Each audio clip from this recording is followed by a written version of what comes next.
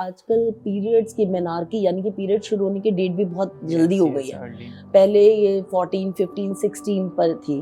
अभी आप देख सकते हो कि एक 9 साल की लड़की या 10 साल की लड़की को भी पीरियड स्टार्ट हो जाते हैं। घर पे बैठ के अपने मोबाइल पे या टैब पे खेल रहे होते हैं, अकेले बैठे होते हैं, जंक फूड, कोक ये सब चल रहा होता है। सो इससे क्या हो गया है, एक तो इमोबिलिटी यानी कि हम एक ही जगह पे बैठे हुए हैं। एक फीमेल की जो जर्नी है ना life long, it is a roller coaster ride, because आपके बॉडी में इतनी टाइप के चेंजेस आते हैं, इमोशनल, स्ट्रक्चरल, एवरीथिंग।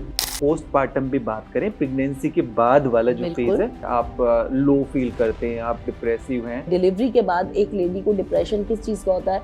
ज्यादातर they are more concern about their babies. जैसे हम कुंडली मिलाते हैं, तो ऐसा कोई और टेस्टिंग भी होती है जेनेटिकली कि ये कॉम्पिटेबल है कि नहीं? हम थैलेसीमिया की बात करें या और भी कई कंडीशन। मेरे को लगता है आज की डेट में कुंडली मिलाने से थैलेसीमिया का टेस्ट दोनों हस्बैंड वाइफ का देखना बहुत जरूरी है। There is a specific checklist जो हम पेशेंट्स को प्रोवाइड करते हैं अगर वो हमसे प्री मैरिटल आके मिलते हैं फॉर टेस्ट, जिसमें it starts from blood group. Females के अंदर तो ओबेसिटी काफ़ी ज़्यादा बढ़ गई है, तो आप क्या समझते हैं ओबेसिटी कितना मेजर रिस्क फैक्टर है अगर फीमेल्स में देखिए तो इनफर्टिलिटी को लेके? फीमेल की कोई भी डिजीज हो ना, उसको आप ओबेसिटी से मैच कर सकते हैं। ओके। बिकॉज ओबेसिटी बेसिकली कर क्या रही है, आपके अंदर फैट डिपॉजिट कर रही है।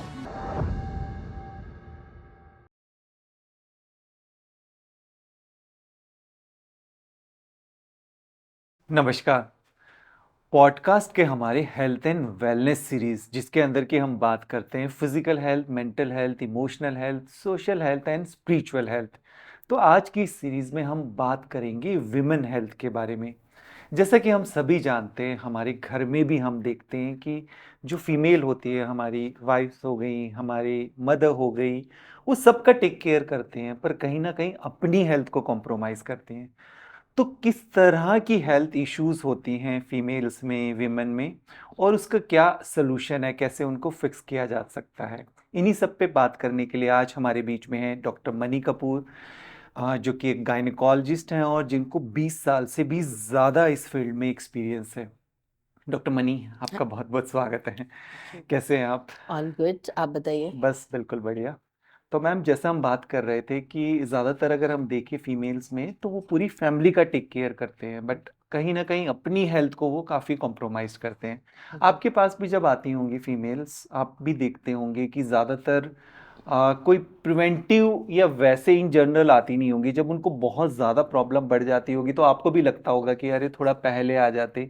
तो क्या ऐसा लगता है, आप अपना कुछ अपनी ओपीडी का कोई ऐसा एक्सपीरियंस शेयर करना चाहें?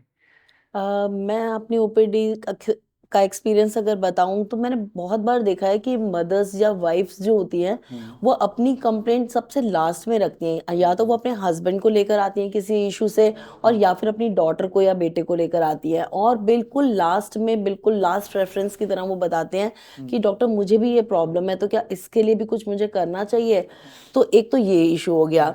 दूसरा इशू है कि अगर हमने किसी भी पेशेंट को एक माइनर सी सर्जरी भी बोली किसी चीज के लिए, लाइक सपोज डीएनसी या कोई भी छोटा प्रोसीजर भी बोला, तो वो लेडी सबसे पहले ये देखेगी कि मेरे बच्चों के एग्जाम्स कब है, मेरे हस्बैंड की छुट्टी कब है, या मैं कब फ्री हूँ, मुझे स्कूल का कोई काम, मेरे ऑफिस का कोई वर्क पेंडिंग तो नहीं है। मतलब health is on the last priority in a ladies list. So ये हम डेफिनेटली आजकल देख रहे हैं जैसे ट्रेंड चल रहा है। और मैं सबको ये समझाने की कोशिश करती हूँ कि पुट योरसेल्फ फर्स्ट, क्योंकि अगर आप फैमिली का एटलस हो, अगर आप अपनी जगह पे सही हो तो पूरी फैमिली सही रहेगी। सो इसलिए you have to take care of yourself at priority. बिल्कुल बिल्कुल मैम, ऐसा अक्सर होता है। पर अगर ये बात करें आज की नहीं, ये तो पहले से भी आई थिंक ये वाला ट्रेंड अभी भी चेंज नहीं हुआ, खास तौर पे अगर हम विमेन हेल्थ को लेकर बात करें। दूसरा, अगर हम देखते हैं कि अगर विमेन हेल्थ की ओवरऑल हम बात करें, प्यूबर्टी से लेके और बाद तक, आपका पोस्टपार्टम से लेके प्रेगनेंसी के बाद या फिर मेनोपॉज के बाद भी, तो एक डिफरेंट डिफरेंट फेजेस से विमेन जाती हैं। पर वो कई बार उस चीज को समझ नहीं पाती है कि हो क्या रहा है। तो ऐसा क्या क्या होता है मेन चीजें जिनको वो समझ पाए कि ये मेरे इस फेज की वजह से है, ये हार्मोनल चेंजेस है? तो कई बार वो इस तरह के मूड स्विंग होते हैं, और उससे ओवरऑल अगर हम बात करें तो वो खुद तो डिस्टर्ब होते हैं, बट हाँ ओवरऑल फैमिली भी डिस्टर्ब होती है, तो उसके बारे में थोड़ा सा अगर आप सिंप्लीफाई करके बता। बिल्कुल, ये बहुत ही वैलिड क्वेश्चन है। हम्म, और देखिए, ऐसा होता है कि अनलाइक मेल, एक हम्म, फीमेल की जो जर्नी है ना, life long, it is a roller coaster ride. Hmm, because आपके बॉडी में इतनी टाइप के चेंजेस आते हैं, इमोशनल, स्ट्रक्चरल, एवरीथिंग। तो उसके उस हिसाब से आप जब एक चाइल्ड हो तो आप डिफरेंट हो। आप जैसे प्यूबर्टी हिट करती है आपको, तो पीरियड्स और इससे रिलेटेड चीजें शुरू होती हैं। साथ में इतनी क्यूरोसिटीज होती हैं दिमाग में कि पता नहीं ये सही है कि नहीं, ये सही है कि नहीं, should I C a gynaecologist. और हमारी इंडियन सोसाइटी ऐसी है कि शायद पेरेंट्स के साथ बच्चे इतना जेल करते भी नहीं है। तो जो अपने फ्रेंड्स वगैरह हैं या क्लासमेट्स हैं, उनसे जो भी आधी अधूरी नॉलेज मिलती है, तो वो उसी को सही मान के आगे बढ़ते रहते हैं। सो यहाँ पर एक बहुत बड़ा लैक्यूना आ जाता है, क्योंकि हमारी फैमिलीज में इतनी ओपननेस नहीं है कि हम बच्चों को पीरियड्स रिलेटेड या सेक्स रिलेटेड प्रॉब्लम्स के बारे में क्लियरली या ओपनली बात करें।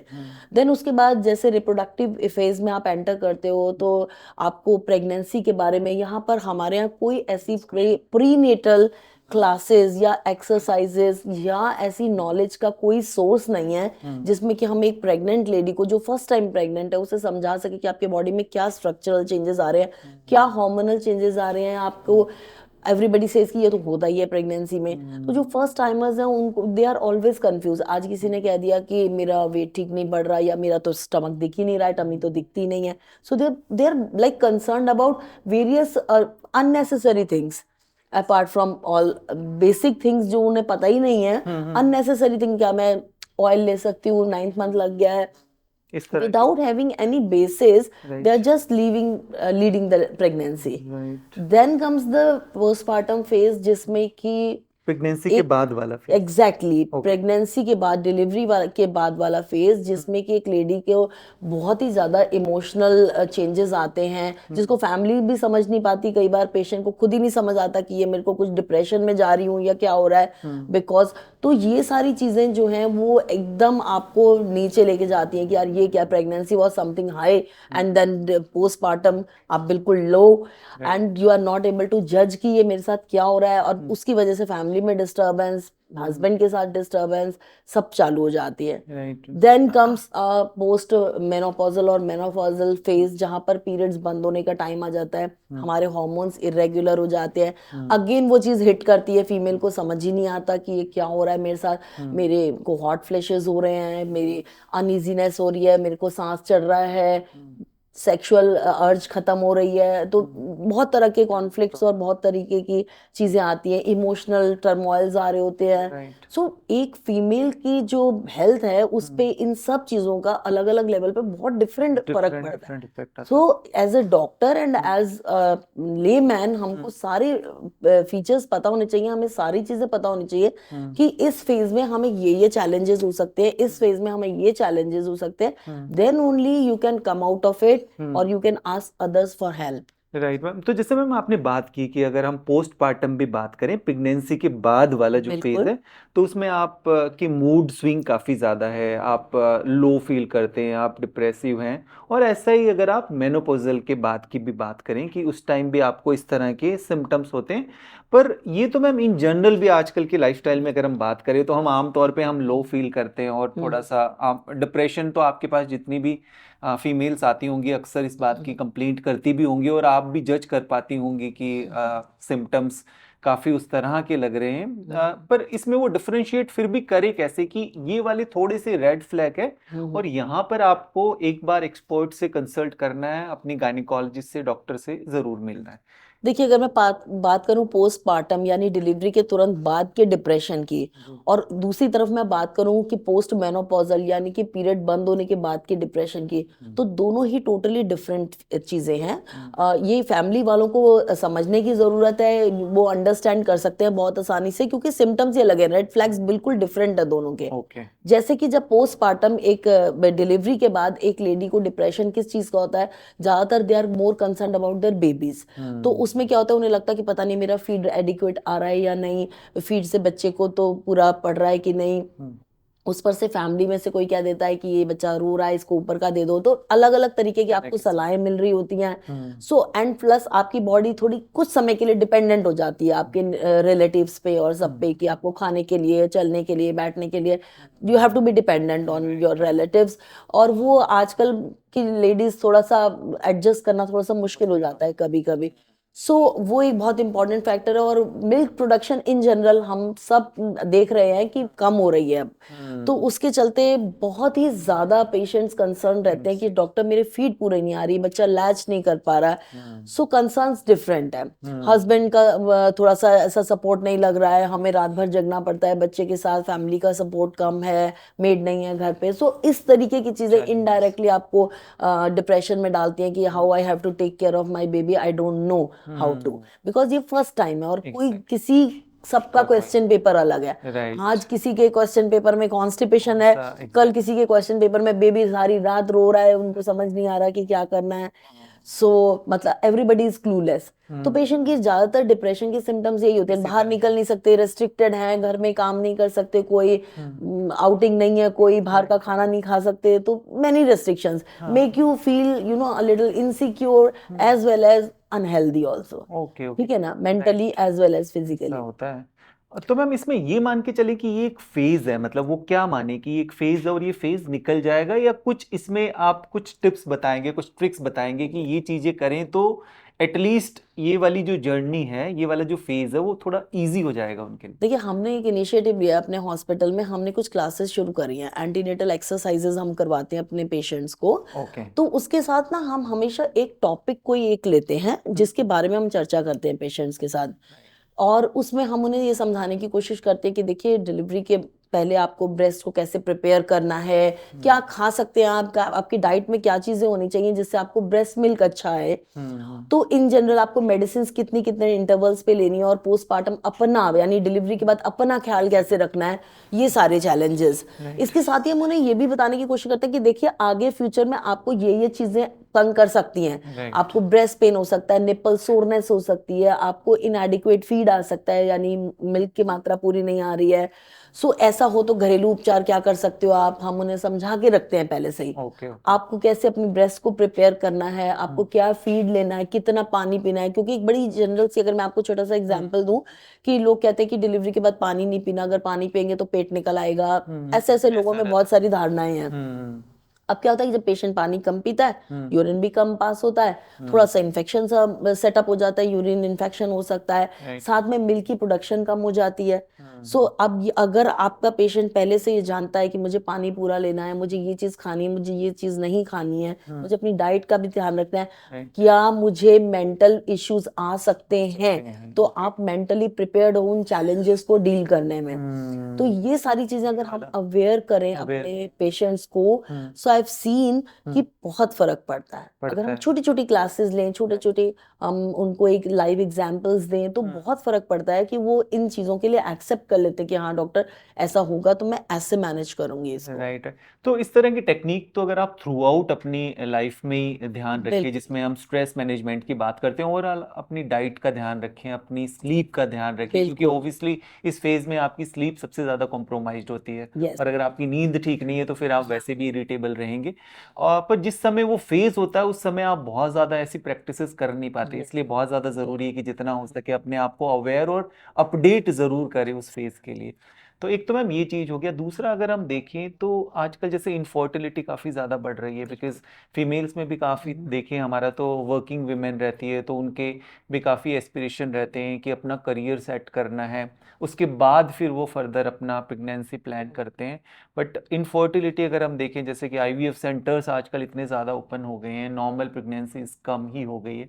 तो इसके पीछे आपको क्या लगता है, क्या बेसिक रीज़न है और क्या क्या चीज़ें आजकल का जो यूथ है उनको ध्यान रखनी चाहिए? देखिए, एक तो सबसे पहली चीज है कि प्रायोरिटीज चेंज हो गई हैं। पहले अर्ली मैरिजेस हो जाती थी, 20-25 तक मैरिज हो गई, 26 हार्डली 26-27 तक तो मतलब फैमिली कंप्लीट हो जाती थी। अब एस्पिरेशंस हाई हैं, जॉब अपॉर्चुनिटीज हैं सबके पास, सबको कैरियर देखना भी है, बनाना भी, और बनाना भी चाहिए।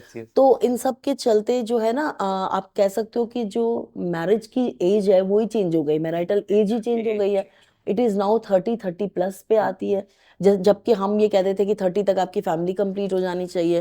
अभी 30 के बाद भी उन्हें 3-4 इयर्स चाहिए आपस में अंडरस्टैंडिंग के लिए, एंड उसके बाद 35-36 पे कहीं जाके उनको ऐसा लगता है कि हमें एक बेबी की जरूरत है। मैम पर उससे बड़ा चैलेंज आता है कि ठीक है आपका करियर सेट हो गया, उसके बाद ज्यादातर चैलेंज रहता है कि उनको उनकी पसंद का पार्टनर नहीं मिला, एग्जैक्टली, तो उसी बिल्कुल। चीज में वो लेट हो जाता है काफी ज्यादा। पार्टनर मिलना, जी। ट्यूनिंग होना, आजकल वो भी बहुत इम्पोर्टेंट है कि आपकी ट्यूनिंग भी सही हो आपके पार्टनर पर के इसमें साथ। फिर अब क्या करें, प्रिवेंटिव टिप्स क्या है, क्या ध्यान कि रखें? देखिए, मैं अभी भी यही कहूंगी कि फर्टिलिटी पोटेंशियल डेफिनेटली 30 के बाद थोड़ा डिक्लाइन करता है। डिक्लाइन तो होता अगर हम पहले से इस चीज को पेरेंट्स को समझा के रखें कि आप कुछ भी सुटेबल मैरिटल मैच आप देखना शुरू करिए, बहुत अच्छा रहेगा।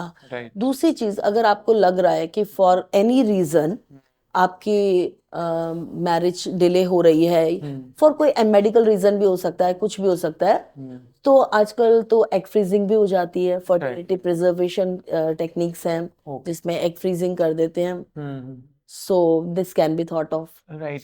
सो मैम जैसा एग प्रिजर्वेशन की हम बात कर रहे थे, तो उसके लिए क्या क्या टेक्निक है, मतलब कैसे करना चाहिए, या उससे पहले कोई टेस्ट करा के देख सकता है कि उसको जरूरी है कराना, लाइक? देखिए, बहुत सारी इंडिकेशंस हैं जिनमें एग फ्रीजिंग एडवाइस करी जाती है। अगर आपको कोई अपनी एडवांस एज के साथ कोई सुटेबल पार्टनर नहीं मिल रहा है, या आपको किसी भी कारण से किसी तरह के का कैंसर की ट्रीटमेंट चल रही है, जैसे रेडियोथेरेपी या कीमोथेरेपी चल रही है, या आपको प्रीमेच्योर ओवेरियन फेलियर एक चीज होती है जिसमें कि आपके एएमएच लेवल्स कम हो जाते हैं और हार्मोन्स के लेवल भी कम हो जाते हैं, जिसके चलते आपको नॉर्मल प्रेगनेंसी होने के चांसेस कम हो जाते हैं। Right right. इन केसेस में हम एग फ्रीजिंग की तरफ जा सकते हैं कि फ्यूचर में जब भी आपको चाहिए हो तो प्रेगनेंसी आपके अपने एग के थ्रू हो सके।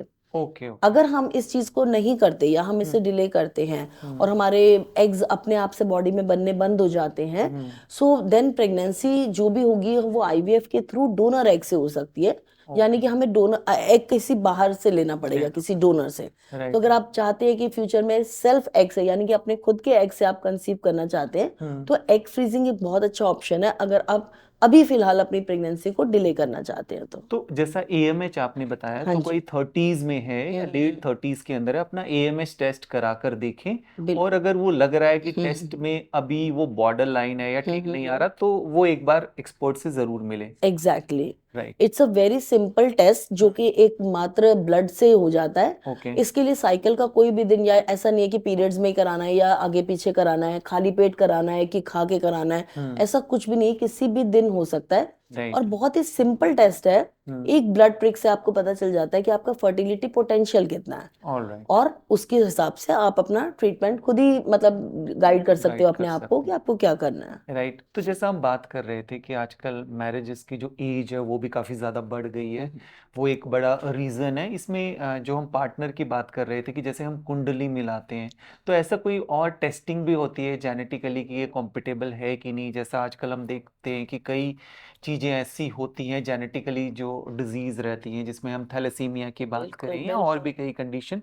तो अगर आप ऐसा प्लान कर रहे हैं शादी का, तो उसमें कुछ ऐसे टेस्ट हैं, अगर करा लें तो बेहतर है। देखिए, ऐसा है कि हम अब एक there is a specific checklist जो हम पेशेंट्स को प्रोवाइड करते हैं अगर वो हमसे प्री मैरिटल आके मिलते हैं फॉर टेस्ट, जिसमें it starts from blood group.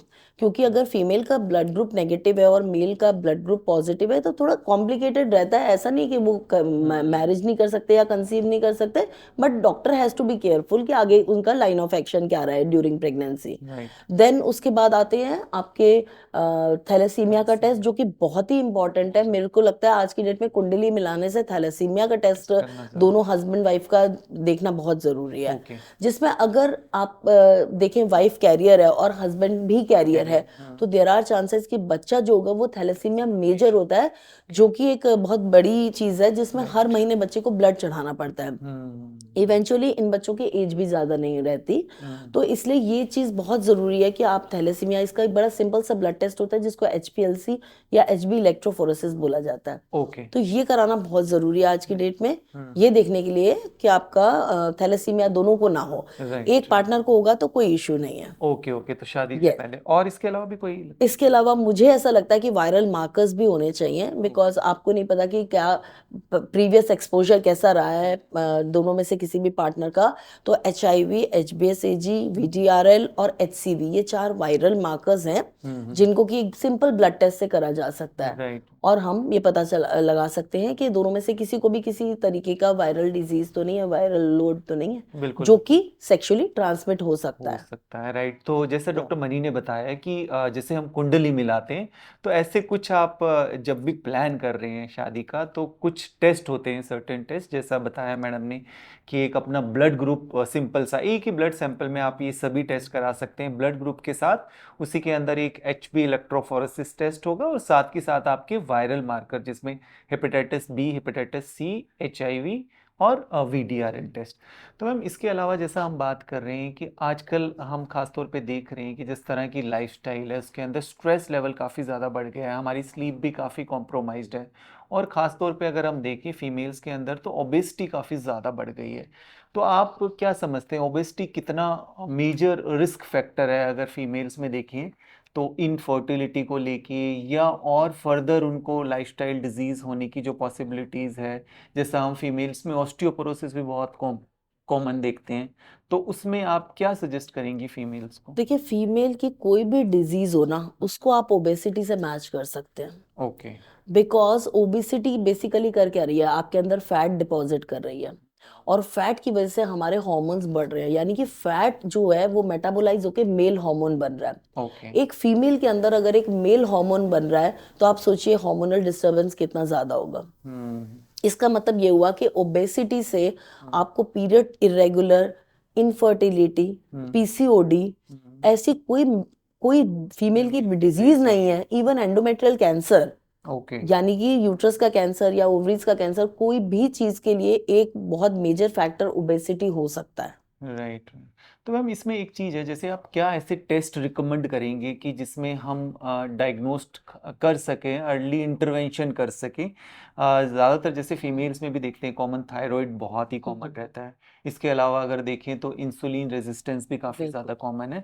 तो ऐसे क्या टेस्ट आप रिकमेंड करते हैं जिसमें उनकी न्यूट्रिशनल डेफिशिएंसीज का पता चल जाए, उनकी हार्मोनल हेल्थ क्योंकि सबसे ज़्यादा डिटोरिएट होती है, तो ऐसे क्या क्या करा सकते हैं टेस्ट? जैसे थायराइड तो कॉमनली आजकल सभी को पता है, तो इसमें आप क्या क्या रिकमेंड करेंगे जो as a preventive health checkup वो करा सकें? As a preventive health checkup मैं कहूंगी कि it should start with a complete haemogram, जिसमें कि उनका हीमोग्लोबिन, ESR, जो कि किसी भी मेजर डिजीज के एक पैरामीटर है, वो पता चल सकता है। दूसरी चीज प्लेटलेट काउंट्स पता चल सकते हैं, जिससे उनकी ब्लड की क्लॉटिंग के फैक्टर्स के बारे में पता चल सकता है। उसके बाद थायराइड तो आपने बता ही दिया कि करा सकते हैं। ब्लड शुगर जो कि बहुत इंपॉर्टेंट है, और आजकल ओबेसिटी के साथ डायबिटीज के इंसिडेंस अर्ली एजेस में भी हो रहे हैं। ऐसा नहीं कि अब डायबिटीज एक ऐसी डिजीज है जो 40s या 50s में होती है, यंग पेशेंट्स भी बहुत आ रहे हैं डायबिटीज के साथ। तो एक रैंडम ब्लड शुगर सैंपल भी होना चाहिए मेरे हिसाब से। ओके। देन उसके बाद लिपिड प्रोफाइल, क्योंकि आप देख रहे हैं आजकल ओबेसिटी इतनी ज्यादा रैम्पेंट है कि ग्रेड 1 फैटी लीवर आना या कुछ भी अल्ट्रासाउंड में आना बहुत ही कॉमन है। मतलब ऐसा नहीं हो सकता कि किसी का बिल्कुल नॉर्मल अल्ट्रासाउंड आए, कुछ तो आएगा ही आएगा उसमें। So liver function test, kidney function test, उसके बाद आपके जितने भी वायरल मार्कर्स मैंने अभी डिस्कस करे हैं वो सारे। अगर हम हार्मोनल प्रोफाइल की बात करें तो देयर आर 4 और 5 हार्मोन्स जो हमें बॉडी के सारे रिप्रोडक्टिव सिस्टम के बारे में पूरा मिरर दे देते हैं। ओके। जैसे कि FSH है, LH है, ये कुछ एक हार्मोन्स हैं जो हमें डेट के फर्स्ट या सेकेंड डे पे कराने होते हैं। राइट। इसके अलावा थायराइड है, प्रोलैक्टिन है, जो कि हम साइकिल इंडिपेंडेंट टेस्टों की तरह कंसल्ट करते हैं और हम कभी भी करा सकते हैं। राइट। कुछ और भी हैं, जैसे एस्ट्राडायोल है, प्रोजेस्टेरोन है, DHEA है, इंसुलिन है। ओके। तो ये सारे हार्मोन्स भी किसी भी दिन कराए जा सकते हैं। राइट। तो इसमें आपका इंसुलिन इज वेरी इंपॉर्टेंट, क्योंकि आजकल ओबेसिटी के चलते इंसुलिन रेजिस्टेंस के केसेस देखने में आ रहे हैं, और उनको पकड़ने का एक ही तरीका है जिसमें हम इंसुलिन रेजिस्टेंस चेक कर लेते हैं। राइट। अगर इंसुलिन रेजिस्टेंस है तो ओबेसिटी का ट्रीटमेंट डिफरेंट है, और अगर नहीं है तो ओबेसिटी का ट्रीटमेंट अलग है। अलग सो ये इतना डिफरेंट है। राइट। तो मैम आजकल छोटे बच्चों में भी देखते हैं, खास तौर पे अगर आप बात हम्म, करेंगे कि कोई छोटा हमारा फीमेल गर्ल चाइल्ड भी है, तो हम्म, उनका भी वजन काफी ज्यादा होते बिल्कुल हैं। तो ऐसे में आप मदर्स को क्या एडवाइस करेंगे कि वो हेल्थ, एक मतलब वजन ज्यादा होना और हेल्दी होने में फर्क है, तो वो कैसे डिफरेंशिएट करें, और क्या चीजें ऐसे ध्यान रखें? जैसा आपने बताया कि वजन ज्यादा होना खास तौर पे फीमेल में हो, तो कई तरह की डिजीज से वो लिंक है, चाहे फीमेल हो चाहे मेल हो, बिल्कुल। किसी में भी। तो ऐसे में क्या गाइड करें, क्योंकि आजकल बच्चे भी काफी ज्यादा वजन ज्यादा रहता है।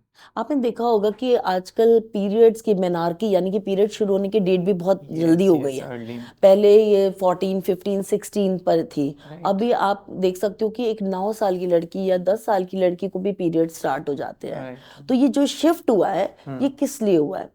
पहले ओके। हम लोग बहुत ज्यादा खेलते थे पार्क में, बहुत ज्यादा बच्चे शाम को खेलते थे, बहुत मैनुअल एक्टिविटीज होती थी, बहुत दौड़ते भागते थे, फिजिकली बहुत अपने आप एक्टिव। को फिट रखते थे। हम्म। लेकिन आज की डेट में क्या है, घर पे बैठ के अपने मोबाइल पे या टैब पे खेल रहे होते हैं, अकेले बैठे होते हैं, तो साथ में chips, burgers, junk food, Coke, वो ये सब। सब चल रहा होता है। सो इससे क्या हो गया है, एक तो इमोबिलिटी यानी कि हम एक ही जगह पे बैठे हुए हैं। बैठे। दूसरी चीज, हमारी वन वे कम्युनिकेशन है, हमारी टू वे कम्युनिकेशन नहीं है कि हम किसी फ्रेंड से बातें कर रहे हैं या उनके घर जा रहे हैं, उनके साथ खेल रहे हैं।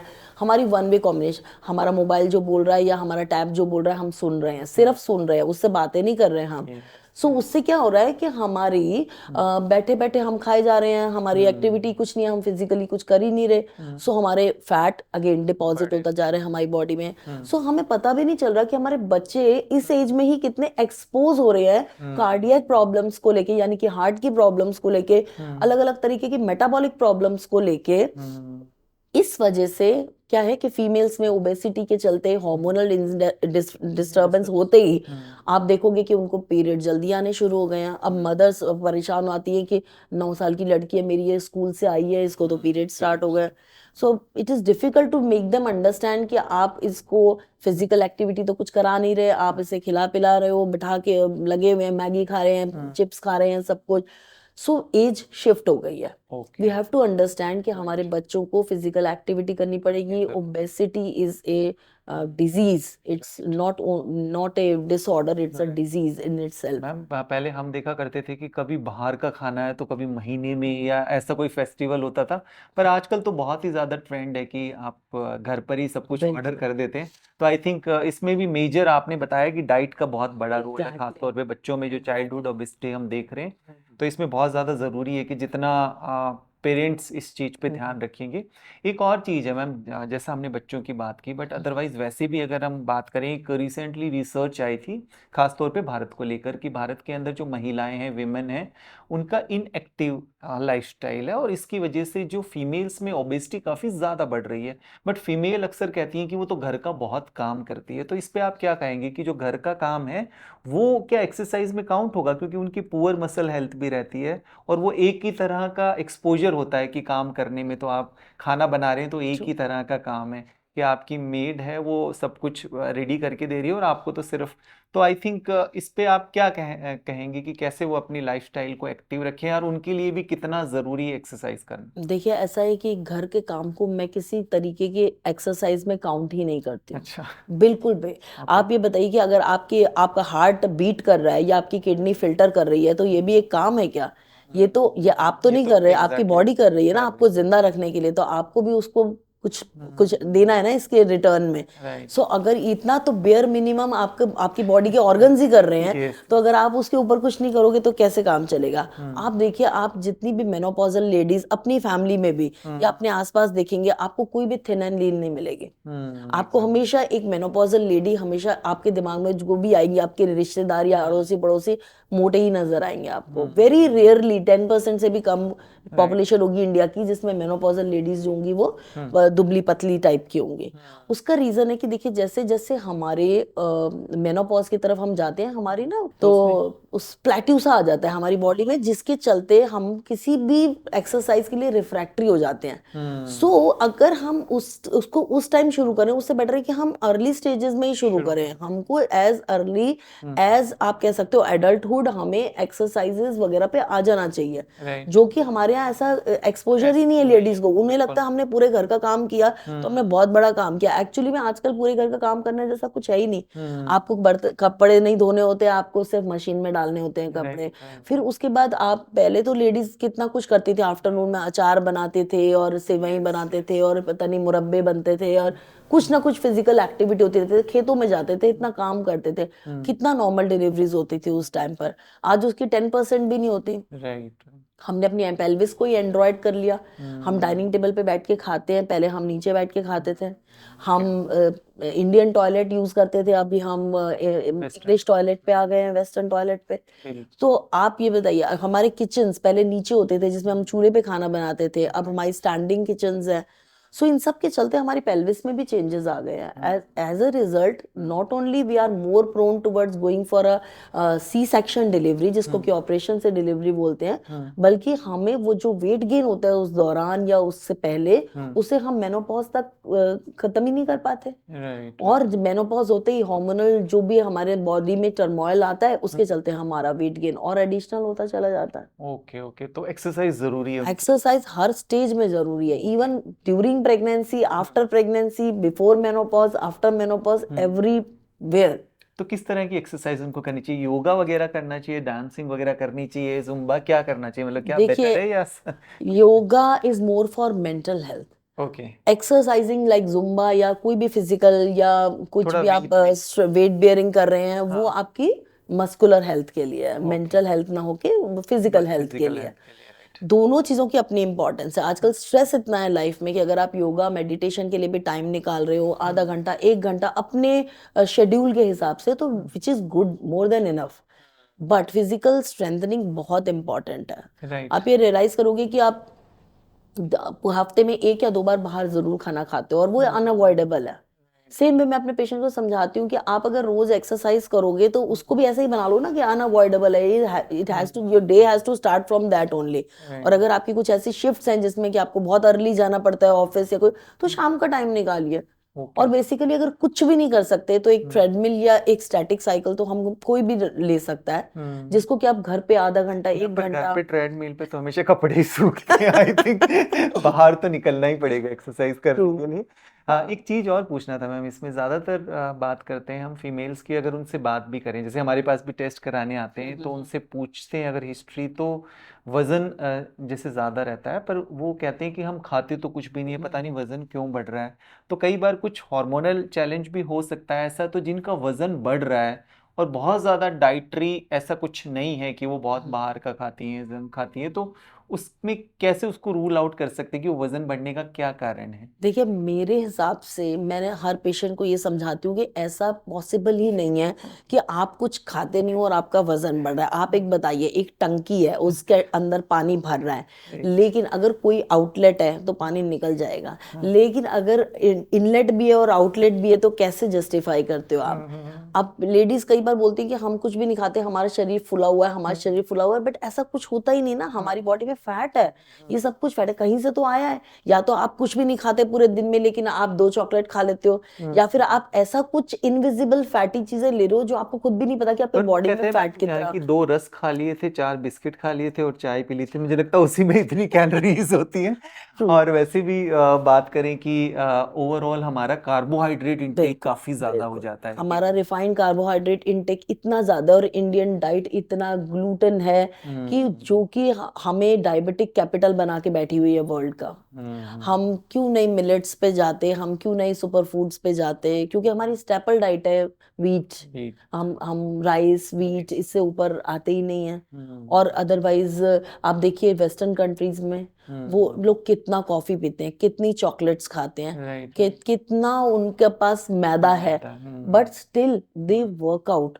वो उनका लेवल ही अलग है। जो आप उनके अगर एक्सरसाइज वगैरह देखें तो उनका लेवल ही अलग है, और ये एक रूटीन है उनके यहाँ। लाइक आप जैसे स्कूल जा रहे हो ऐसे उन्हें जिम जाना है, मतलब they have to go to gym. पर मैम जैसे फास्ट भी करते हैं तो फास्ट में भी फास्ट का एक डिफरेंट खाना होता है। आपको इंडियन डाइट के फास्ट फूड क्या होता है? इंडियन डाइट का तो it is full of potatoes and oil, ghee, milk, everything. ठीक है, तो मुझे लगता है पोर्शन उनको कम करनी जरूरी है, एग्जैक्टली खा सकते हैं बट स्वीट इंटेक काफी ज्यादा बढ़ जाता है, मुझे लगता है वो काफी ज्यादा डेटोरिएट करता है और वजन बढ़ाता है। बट इसके अलावा भी कुछ चीजें रूल आउट कर सकते हैं, जैसे थायराइड में भी कई बार बिल्कुल। वेट आप हम्म गेन हम्म करते हैं, तो वो भी टेस्ट करा कर एक बार चेक कर सकते हैं। इसके अलावा अगर देखें तो मैम फीमेल्स में काफी ज्यादा, जैसे स्ट्रेस तो खैर सभी को है, बट स्ट्रेस के साथ साथ उनकी स्लीप भी काफी डिप्राइव्ड रहती है, क्योंकि उनको खुद का भी ध्यान रखना है, वर्किंग वुमेन है तो उनकी प्रोफेशनल लाइफ करियर है, इसके अलावा बच्चों का भी टेक केयर करना है। तो वो कैसे उनकी नींद कॉम्प्रोमाइज्ड हो रही है, तो किस तरह से अपनी नींद का ध्यान रखें और अपनी स्लीप को कैसे रेगुलराइज करें, कैसे क्या आप उसमें टिप्स देंगे कि अगर आप एक वर्किंग वुमेन है तो? सी क्या होता है कि अगर आप वर्किंग वुमेन हो ना तो मेरे को एक रूल पता है कि you should ask for help. कई बार ना हम फीमेल्स की आदत होती है कि हम ये भी कर लें, वो भी कर लें, वो भी कर लें, वो कर लें, सब कुछ अपने हाथ से कर लें, सब कुछ कर लें। तो मैंने एक बहुत पहले एक इंटरव्यू देखा था, एक वेरी सक्सेसफुल फीमेल सीईओ। तो उसकी बात मेरे जहन में घुस गई कि आप जो कुछ करना चाहते हो ना, employ people for that. If you are working women you can very well afford it. Right. Very well afford का मतलब ये नहीं है कि आपको मतलब 2-4 मेड सर्वेंट्स की जरूरत है। आप उस काम को ना प्रायोरिटाइज करिए कि आप किस तरीके से, आप क्या काम, अब अगर आपकी स्लीप जरूरी है, अब मेरे से ज्यादा स्लीप किसकी डिप्राइव्ड होगी, जब मैं रात को भी पेशेंट देखने जाती हूँ, दिन में भी पेशेंट देखने जाती हूँ, afternoon also I am quite busy. लेकिन समहाउ आपको अपने लिए टाइम निकाल के अपनी स्लीप को प्रायोरिटाइज करके कुछ एक घंटों के लिए भी अगर आप सो जाते हो, दैट इज फेयर इनफ। लेकिन आपको एक रूटीन बनाना है अपनी लाइफ का कि आपको ये करना है। राइट। और वो संडे आप उस डीक्लटर कर सकते हो अपने आप को कि अब मुझे ये काम ऐसे ऐसे करना है, या ask for help. You can ask your partner for help, you can ask your in laws for help, या आप अपने मेड से भी करवा सकते हो। कुछ भी जरूरी नहीं कि आप यत्र तत्र सर्वत्र अवेलेबल हो सकते हो। आपको देखना है कि आप क्या चीज खुद करने लायक है, क्या चीज दूसरे से करवाने लायक है। एंड इवेंचुअली अगर आपने ये रियलाइज कर लिया या ये टारगेट अचीव कर लिया ना, तो लाइफ की फ्रस्ट्रेशंस कम हो जाती है। बिल्कुल बिल्कुल। फ्रस्ट्रेशन कम होती है तो फैमिली का एनवायरनमेंट ठीक रहता है। अदरवाइज क्या होता है कि फीमेल जो होती है ना, उसका बड़ा पाइवटल रोल है कि फैमिली में सब कुछ कैसा चल रहा है। If you are sleep deprived, if you are low in energy, आप अपनी फैमिली को ठीक नहीं रख सकते बिल्कुल भी। Right right. तो मैम स्लीप डिप्रिवेशन और इसके अलावा अगर करें तो कुछ न्यूट्रिशनल डेफिशिएंसीज रहती है, जैसे विटामिन डी वगैरह, आयरन वगैरह, तो वो क्या क्या चीजें होती है जिनका थोड़ा सा वो ध्यान रख लें, जो डाइट से उनको नहीं मिल पाता, तो उसमें आप कुछ कैल्शियम वगैरह भी देखिए ऐसा है कि लेडी को किसी भी एज में कैल्शियम, विटामिन डी, ये आप करवा के देख लीजिए। इंडिया में 2% लेडीज होंगी जिनको कि ये चीजें नॉर्मल आएंगी। हाँ जी। ऐसे हेल्थ चेकअप वाले कितने ही पेशेंट हमारे पास आते हैं जो पढ़ते ही बोलते हैं कि डॉक्टर हमारा कैल्शियम भी कम है, विटामिन डी भी कम है। मैं कहती हूँ आपको टेस्ट कराने की जरूरत ही नहीं है, आपका तो ये कम ही होगा। आप तो इतने फैंसी टेस्ट कराने के बजाय आप खा लो। बिकॉज हमारे यहाँ कोई कंसेप्ट नहीं है प्रीनेटल कैल्शियम देने का, या पोस्ट डिलीवरी भी पेशेंट बच्चे में लग जाते हैं, वो कैल्शियम भूल जाते हैं बिल्कुल भी, चाहे कितना भी एडवाइस करो। सो क्या होता है इन अ वे, जब आपकी बॉडी डिमांड करती है तब आपकी बॉडी में कुछ है ही नहीं, जब बैंक बैलेंस ही जीरो है तो आप कहाँ से खर्चा करोगे। सो वो कंडीशन आने से पहले अगर आप लोगों को ये भी बहुत मिथ होता है कि कैल्शियम से मुझे कॉन्स्टिपेशन हो जाएगी, मुझे स्टोन्स हो जाएंगे, किडनी में स्टोन हो जाएंगे, गॉल ब्लैडर में स्टोन हो जाएंगे। तो ये थोड़ा मिथ्स भी क्लियर करने जरूरी हैं कि आप अगर ये सब लेते हो, ये आपकी बॉडी में, it is a long term investment. आप एफडीआं बनवा रहे हो, आप अपने बैंक में पैसा जमा करा रहे हो, अलग अलग पॉलिसीज ले रहे हो। First invest on your health. You have to invest in the form of calcium, multivitamins हर एज की, हर स्टेज के लिए अवेलेबल है आजकल। विमेन की अलग से आ रही हैं इतनी सारी, तो उनको ध्यान में सप्लीमेंटेशन अगर डाइट में नहीं आपको मिल पा रहा तो सप्लीमेंट इसीलिए होते हैं कि वो आपको सप्लीमेंट कर सके। बट हाँ डेफिनेटली एक बार अपने डॉक्टर से आप बात कर लें। बट जैसे विटामिन डी डेफिशिएंसी सभी को मिलता है तो उसका सप्लीमेंट जरूरी है। और जैसा आजकल अभी आपने बोन हेल्थ की बात की, फीमेल्स में जॉइंट हेल्थ भी काफी ज्यादा डिटोरिएट है, उनका आमतौर पे जॉइंट पेन की प्रॉब्लम बहुत ही कॉमन है, खासतौर पे इवन यंग फीमेल्स में भी देखें। तो अपनी जॉइंट को फ्लेक्सिबल रखने के लिए और जॉइंट हेल्थ को ठीक रखने के लिए फीमेल्स क्या कर सकती हैं? हरी देखिए जॉइंट्स, मैं सबसे पहले अभी भी यही कहूंगी कि exercise is the only way to to it. Okay. Yes, बाकी चीजें भी जैसे कि आप कैल्शियम सप्लीमेंट्स ले सकते हो, आप मैग्नीशियम विद विटामिन डी ले सकते हैं, बहुत अच्छा कॉम्बिनेशन है, क्योंकि मैग्नीशियम एक बहुत इंपॉर्टेंट एलिमेंट है जिसको हम भूल जाते हैं। Right. So vitamin D everybody takes, okay. लेकिन magnesium with vitamin D is a good combination. Hmm. Collagen capsules आते हैं आजकल, अगर आपको प्रूवन एक्सरे या एमआरआई वगैरह में ऐसा कुछ प्रूव हो चुका है कि आपको जॉइंट में डिप्लीशन है कार्टिलेज वगैरह की, तो आप कोलेजन कैप्सूल्स भी ले सकते हैं। ओके। ओके। इसके साथ में आप डाइट में अपने अच्छा कैल्शियम रिच फूड लीजिए। इंडियन फूड सब चीजों में इतना रिच है। राइट राइट, उसमें सब कुछ सीजनल, आपके पास जो भी सीजनल है सब सीजनल कुछ, रीजनल जो भी आपको बिल्कुल। फ्रूट्स वेजिटेबल्स का भी इस्तेमाल करना। इसके अलावा अगर देखिए तो मैम ज्यादातर फीमेल्स के अंदर आईबीएस की प्रॉब्लम काफी कॉमन रहती है, गट हेल्थ, उनका स्टमक हमेशा डिस्टर्ब्ड रहता है बिकॉज ऑफ कई तरह की फेजिस को भी। तो गट हेल्थ को ठीक रखने के लिए भी वो क्या कर सकती हैं, और गट हेल्थ का भी जैसे आजकल गट ब्रेन एक्सिस की भी हम बात करते हैं, तो गट हेल्थ को भी हेल्दी रखने के लिए यंग फीमेल्स भी, और आईबीएस जैसे मैंने कॉमन बोला है कि ज्यादातर रहता है, तो उसके लिए भी कुछ ऐसे टिप्स की हेल्दी गट के लिए। देखिए, gut health is affected with hurry worry and curry. Okay. Okay, so जो हमें जल्दी जल्दी सब कुछ करना है, ये भी करना है वो भी करना है, तो थोड़ा शांत आराम से, आराम से। देयर इज नो हरी, आप आराम से सब काम अपना प्रायोरिटाइज करके करिए। वरी मतलब स्ट्रेस, अब जितना आप स्ट्रेस करोगे, इरिटेबल बाउल और ये गट इन्फ्लेमेशन बढ़ेगी।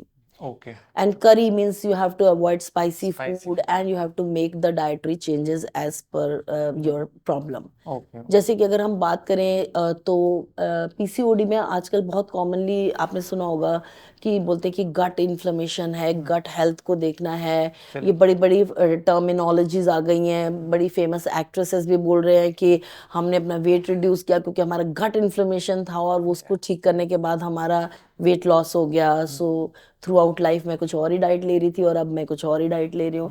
सो बेसिकली क्या कर रहा है, हमें बहुत सिंपल भाषा में अगर मैं समझाने की कोशिश करूँ तो गट में हमारे जो फीमेल हार्मोन्स हैं वो मेटाबोलाइज होके गट से रिलीज हो रहे हैं।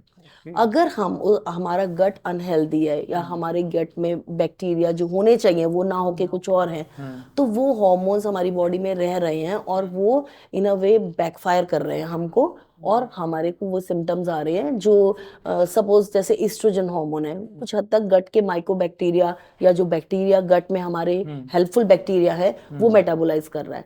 लेकिन अगर हमारे गट में बैक्टीरिया ही नहीं है या किसी और तरीके का बैक्टीरिया है या कुछ गट में इन्फ्लेमेशन है जिसकी वजह से वो बैक्टीरिया काम ही नहीं कर रहा, सो वही हार्मोन हमें बैकफायर करता है और हमें इंसुलिन रेजिस्टेंस हो रही है, हमको पीसीओडी हो रहा है, और हमें अलग अलग तरीके के हमारे इम्यून सिस्टम में डिस्टर्बेंस आ रही है जिसकी वजह से ये सारा कुछ इन्फ्लेमेशन हो रही है। ये चीज है। बिल्कुल बिल्कुल। तो आपने बताया कि गट हेल्थ आपकी हार्मोन हेल्थ से भी लिंक्ड है, आपकी ओवरऑल मेंटल वेलबींग से भी लिंक्ड है, और इम्यूनिटी भी आपकी गट हेल्थ से लिंक्ड है। और जैसा हम बात करते हैं कि डोज जो हमारे डोपामीन है, सेरोटोनिन है, हमारी जो हैप्पी हार्मोन है, वो भी हमारी गट हेल्थ से लिंक्ड है। और आपने बिल्कुल सही बताया, हरी भरी करी। तो गट हेल्थ को ठीक रखने के लिए जितना हो सके हम बहुत ज्यादा हड़बड़ाहट में काम ना करें, बहुत ज्यादा मल्टीटास्किंग में ना जाए, और वरी जैसा आपने बताया कि स्ट्रेस मैनेजमेंट के लिए माइंडफुल एक्टिविटीज, कुछ ना कुछ स्ट्रेस आपका जो ब्रीदिंग एक्सरसाइज, योगा और ये सब कुछ कर सकते हैं।